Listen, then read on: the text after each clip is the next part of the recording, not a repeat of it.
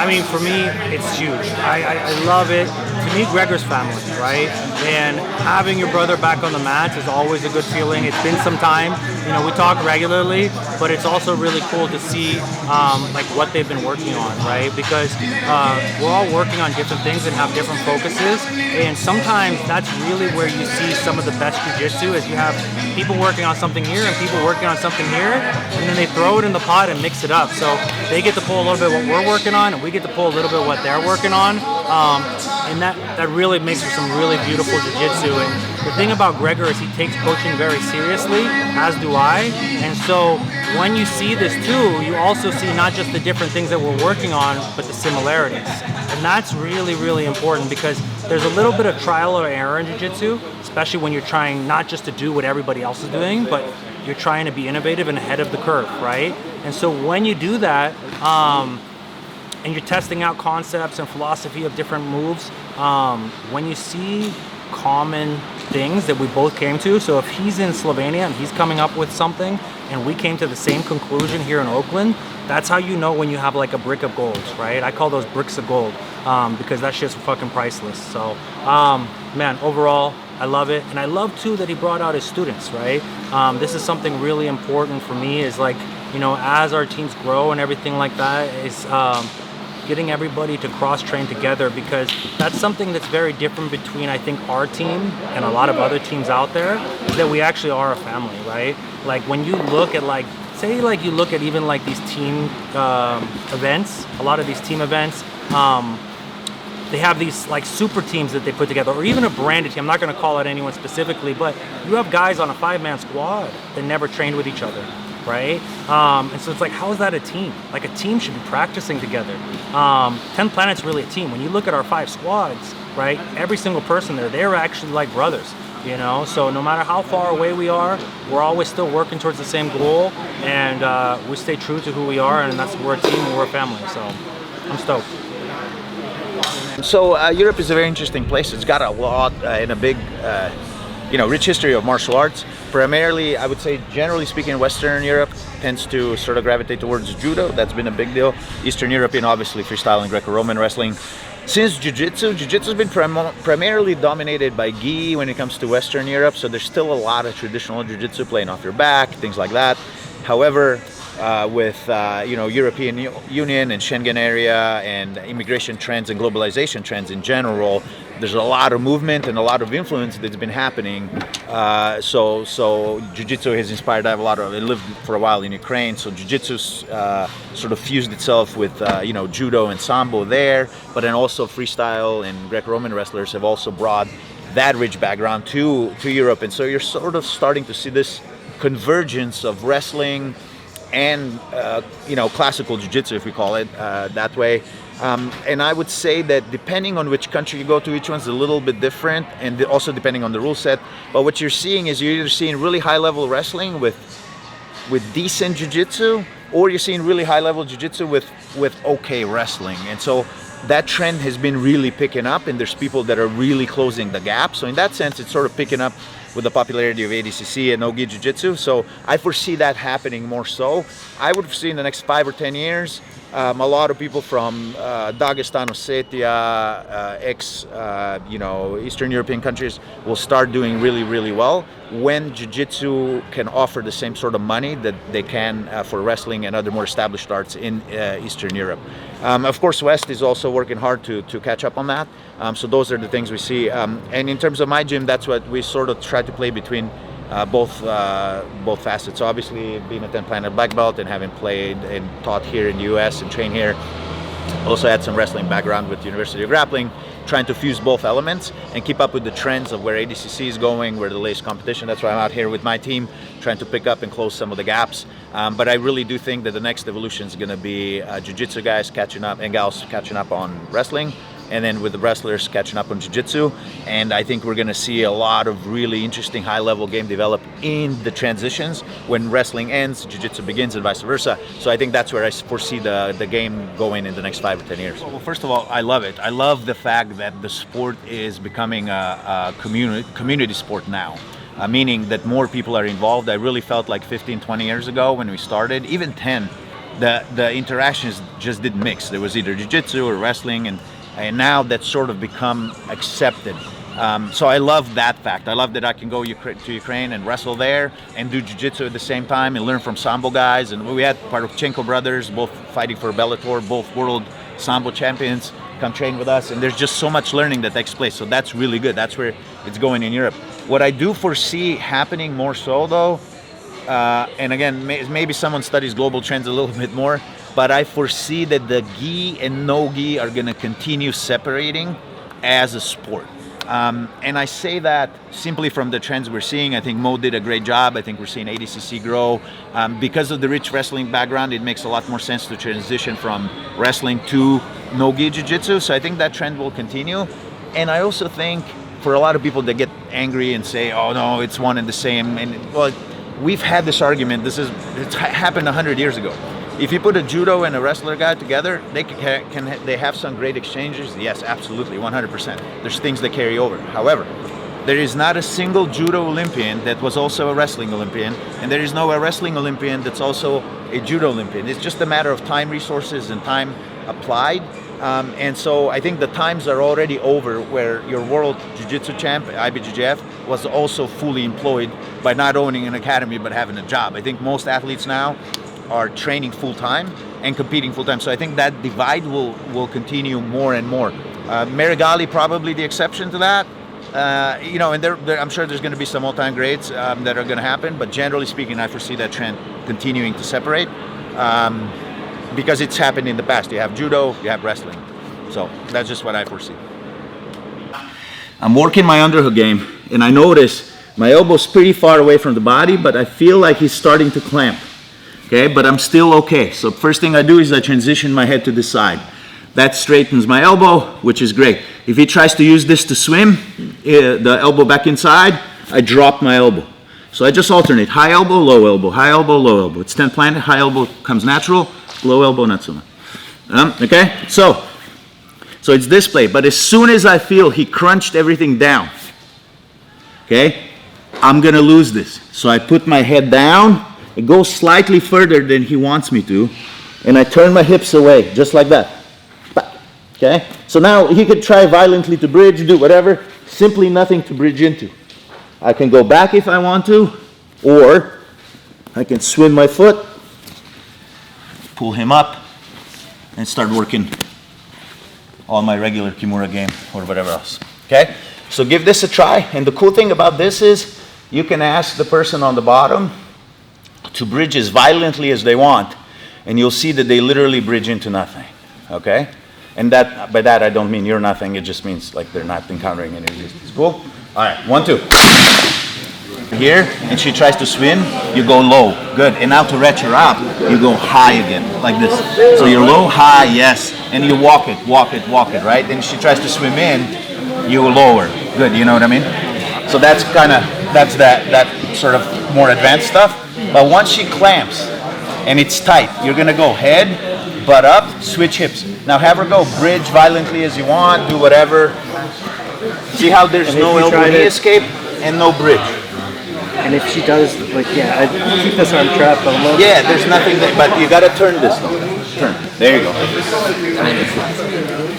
Good, and now when you're ready, you either settle back or you go there and you pull her up, yep, and you start working her back away. Make sense? You go around, you can take the back, you can do whatever. But that's the important part. What's the importance of the hips being switched to the outside rather than... Because as long as your hips are square, meaning perpendicular to yours, if she hits strong diagonally, she'll get one butt cheek over the other. Right. Does that make sense? So what makes this sweep work is if you specialize in butt cheeks like I do, what happens is when I'm here and she bumps, even if my butt cheek even remotely gets over the other, see how, like, that's what makes the sweep go.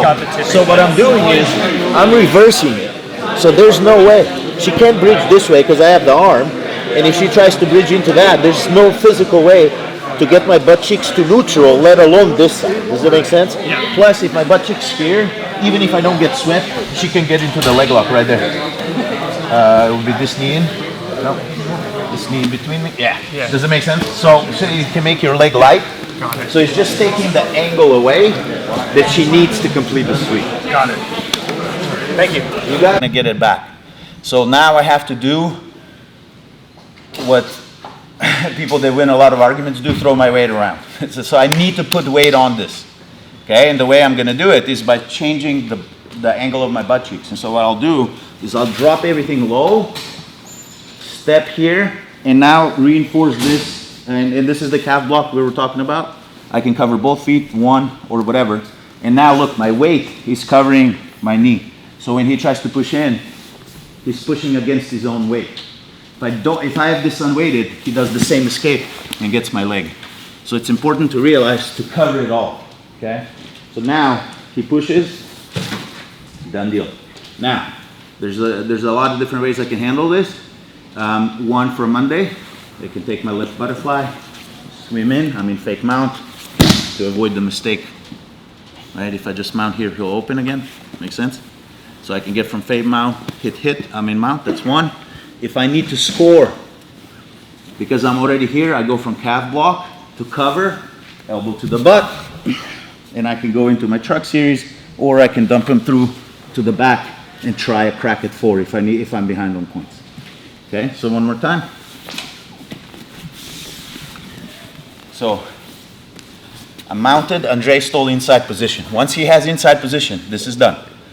So he catches the ankle, good. So we know next is gonna be the knee, so I put everything down, okay? So all I do is, look, I just sit on my whole shin, okay? So once I'm here, he tries to push and knee escape, it's not gonna happen. You'll see once you try it, it's not gonna happen. Now, I can take my left foot in, get the fake mount and mount. I can go from here to crossing my feet completely, using my elbow close to his buttocks, rolling into the truck. You could do fishnet and all that if you want to. You could do chewy control, doesn't really matter, whatever you prefer. Or you could dump him through and take a crack at the back. Make sense? If this crack at the back you can't do yet because you're a beginner, don't worry about it, but you could still try it. There's also something I stole from Gordon in Puerto Rico. He does this. I've pulled it off on like Andrej, but nobody really good, so I don't really. No, so if I don't pull it off in competition, I generally don't teach it. That's kind of my philosophy. But if Gordon does it, it works. So what he does is he sits just like this, but he uses this outside foot to pick up both, transfers the weight over, swings his knee out, crosses the feet, and gets back to mount. Unfortunately, like I said, that's the idea. It works if you play around with it. I just haven't spent enough time doing it. And like I said, I just pulled it off on like some of my students, and that's not saying much. So I'm joking. Sure, yes. Yeah, so again, so everything's the same. I put weight on. For me, I calf block. This I have pulled off. So he just goes under both ankles, transfers the weight over, which allows him to whip the foot out. Now he picks everything up and whips everything back. So it's like a double knee bar. Is Larocco here? No. All right, so it's like a double knee bar. And then he maintains mount. Play around with it. I think you'll have success. But I find that this is a good halfway stop. It's a calf block. I'm blocking this. I'm swimming inside so I can get to fake mount and then remount. Or cover everything. Elbow to the butt. Come here. Or come through. And it's probably one of my favorite combos because it suits themselves for every tournament. If I'm down on points, I can roll around to the back real fast because you're not expecting it. I can try a sub if I need a sub real fast, or I can remount if I need to score. The other part that I play around too is you could also give the guy your foot. Say you're in mount and nothing's happening, he's just like laying there. Well, you could give him a foot and he's going to trap it. And now you're going through. So that's also a strategy for the tournament. Okay? So let's give this a try, and then we're going to go into the rolls. Yeah? Okay.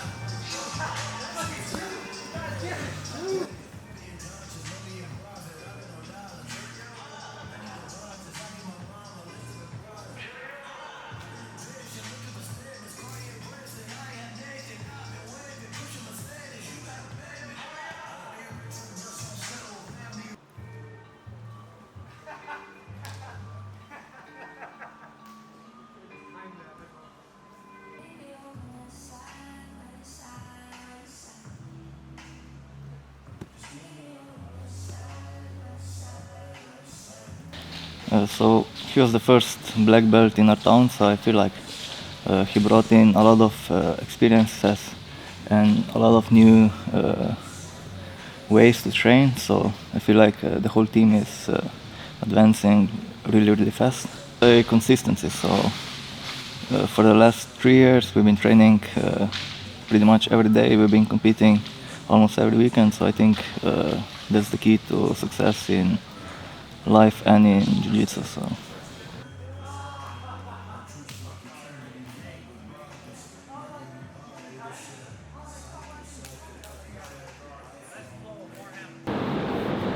So that's a really good question. I thought about this a lot, and so I think I was a fairly successful competitor that never quite cracked how to compete like at the highest levels. I won I won blue, purple, and silver. Sorry, at blue, purple, and brown belt and stuff like that. So I have some competitive experience. But I think for me specifically, the goals now, I recently started competing after I opened my academy for the last 3 or 4 years, and built up the guys to a certain level. And for me, it's just mostly testing stuff out that we've been working on and seeing where the game develops, right? And I think that's obviously not necessarily the best policy as a competitor, because you should have your A game when you go compete, but it helps me stay fresh, and it helps me have fun, and it helps me learn. And it's also that I'm competing in master 3s now, or 2s, because I've competed in adult categories till I was 35, 36. So it allows me to stay fresh, and it allows me to update and still keep it playful. But specifically for me, there's 2 things. I want to make sure that to deliver world-class jiu-jitsu to my people that's tested internationally. So we've done, I think, competitions in 19 countries, and my guys do really well. Most recently ADCC Arizona. So it's we're still early on that path. So that's one goal, is to continue delivering world-class jiu-jitsu to my community and the broader community, but specifically is to allow my students to make a living off of jiu-jitsu. That's something I didn't have. I had to work full-time, sometimes multiple jobs to do jiu-jitsu. And currently the gym we're at can employ 5 people, and the goal is to be able to employ 15 in the next 3 to 5 years. I think that's doable. I think that's a worthy goal, because of everything that pulls together, right? If my students can make a living, that means people down the line get happy, they make money, there's money moving around, more people know of jiu-jitsu, more people get the benefits of jiu-jitsu, and I think everybody just wins all the way around. And because of my executive background, I think I'm uniquely skilled to do that, versus sometimes just running one school is difficult for the owner, but building processes and systems to allow to employ more people and to quantify that but still keep the quality, that's probably hard. And so that's where my heart and soul is, especially now that I'll be pushing 50 soon. My general message, or my sort of overall, is just it's been forming over this last few weeks, right? So I brought 2 of my students with me to the States, and States, beautiful Oakland, beautiful building, gym, people I used to train with. I've lived here 17 years. So I'm a citizen. The United States is will always be a special place, a special home. I still have very close ties, so I'm always here. But it was so cool to share this with my students. And also, as a Savages, we actually competed, both Oakland crew and Maribor crew, at ADCC Arizona, which was really the first time since the pandemic. I think Mike and I opened this gym like 19, I think, maybe 18, 19, and then I opened one in Slovenia in 2020. Pandemic and travels, this is the first sort of organized trip, and it just reminds me of the times where Mike and I have gone through the ranks. So there's this very special bond that transcends boundaries and languages and cultures, and so I'm really excited about what we're building. There's actually more stuff coming down the line, but I would just invite everybody. My guys are super excited. One had already gone back and reported, so there's more people that want to come out. Andrej's having a blast, I'm having a blast. I know Mike's planning on coming out later in the year or early next, so let's just keep that bond growing, and there's a lot of magic that's going to happen, and it's so good for me to feel it again and see it and touch it, and for my students to do the same, and hopefully some of the Oakland crew can come back and come down and experience that for themselves as well. So I really think that's the next sort of stage of our evolution of Savages, of blending the 2 cultures and talking about influences, because we're on 2 sides of the world, and there's different and similar trends happening everywhere, and I think we're in a really unique position to keep those alive and to keep them connected. So I think that's sort of my overall message. I hope you guys enjoyed that. Stay tuned. We got a lot more coming. If you want to see more about Tempe, Oakland, and what we got coming up for our next episodes, just please like, comment, and subscribe, and stay tuned.